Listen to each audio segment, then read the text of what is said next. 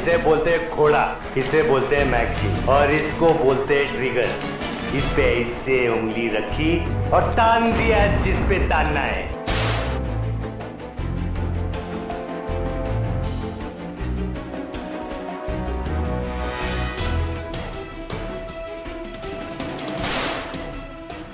टीवीपुर में गूंजी बंदूक। शुरू हुआ तमंचे का तमाशा।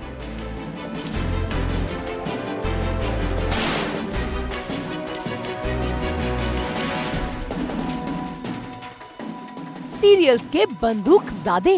आज हरमन दिखा रहे हैं तमंचे का टशन। रानी बन गई है रिवॉल्वर रानी, तो वरदान ने साध लिया है अपनी ही माँ पर निशाना।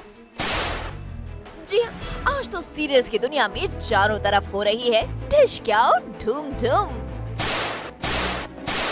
तो सबसे पहले चलते हैं कलर्स के सीरियल शक्ति के सेट पर, जहां हरमन ने उठा ली है बंदूक।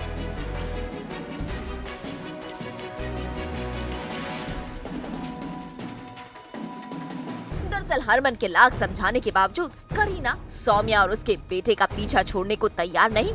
जरा देखिए कैसे आज वो फिर घुस आई हरमन और सौम्या के कमरे तक और कर रही थी कोशिश सौम्या को उसके बेटे से जुदा करने की। बस फिर क्या था, चढ़ गया हरमन का पारा और उन्होंने करीना पर तान दी पिस्तौल।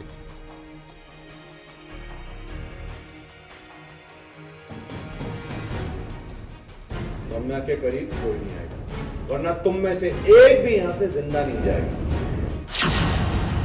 हरमन की तेवर देख फिलहाल तो करीना अपने साथियों को लेकर यहाँ से चली गई है, लेकिन हरमन बाबू बंदूक अपने पास ही रखिएगा, क्योंकि करीना इतनी आसानी से मानने वाली नहीं, वो वापस जरूर आएगी।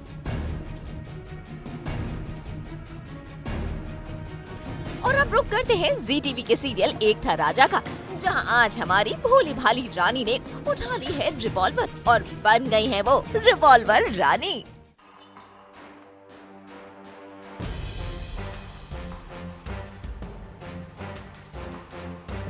जरा देखिए कैसे रानी ने राजा के कमरे में पहुंचकर उनकी ही बंदूक निकाली और तान दी राजा पर। भाई आखिर माजरा क्या है? Actually anyhow I want लो आ गया कि ये भाग जाए और वो हो नहीं रहा है पॉसिबल। मैं नहीं भागूंगा, तुम्हें भगाऊंगा। भूत बनकर आया है बॉडीगार्ड। तो एनी हाउ आई वॉन्ट कि ये लाइफ से चले जाए, कैसे भी यहाँ ना रहे, और मुझे बॉडीगार्ड की कोई ज़रूरत नहीं है। आई डोंट नो ये क्यों है। दरअसल रानी खुद करना चाहती हैं अपनी सुरक्षा और इसीलिए आज वो पहुंची हैं राजा के पास, ताकि राजा उन्हें बंदूक चलाना और सेल्फ डिफेंस करना सिखाएं। और जरा देखिए राजा भी ये काम कैसे बखूबी पूरा कर रहे हैं। वैसे रानी साहिबा आपको बॉडीगार्ड की सख्त जरूरत है, क्योंकि खतरे में है आपकी जान। तभी तो ये नकाबपोश जनाब पहुंच गए हैं आपके कमरे तक आपका किडनैप करने। भाई अब देखना होगा कि इस किडनैपर के चंगुल से रानी को कौन बचाएगा। और अब रुक करते हैं कलर्स के सीरियल देवांशी के सेट का, जहां आज वरदान ने अपनी ही मां कुसुम सुंदरी पर दाग दी है गोली। तो क्या खत्म हुआ कुसुम सुंदरी का खेल? क्या हो गया पाप का अंत? क्या पूरा हो गया देवांशी का बदला?